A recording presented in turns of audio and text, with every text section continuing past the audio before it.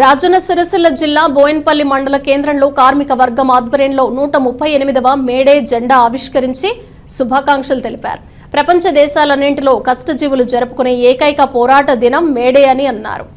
ఈ కార్యక్రమంలో జిల్లా సిఐటియు కమిటీ సభ్యులు గురజాల శ్రీధర్, హమాలీ సంఘం అధ్యక్షులు లచ్చయ్య, రాజనర్సు, భవన నిర్మాణ రంగం అధ్యక్షులు ఎడపల్లి బాబు, రాజలింగం, నర్సయ్య, జగన్, బోయిన్పల్లి మండల కేంద్రం కాంగ్రెస్ నాయకులు నల్ల మోహన్, కార్మికులు పాల్గొన్నారు. ఈరోజు బోయిన్పల్లి మండల కేంద్రంలో 138వ మేడే జెండా ఆవిష్కరణను హమాలీ కార్మికుల ఆధ్వర్యంలో కూడా ఘనంగా ఎగురవేయడం జరిగింది.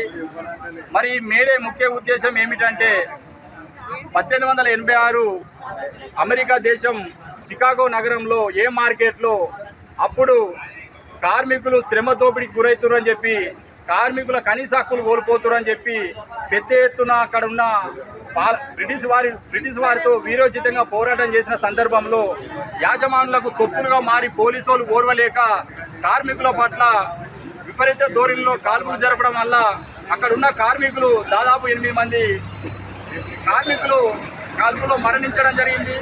ఆ కాల్పుల్లో మరణించిన కార్మికుల రక్తంతో తడిసిన జెండాగా ఇలా ఎర్ర జెండాగా మారిందని చెప్పుకోవచ్చు.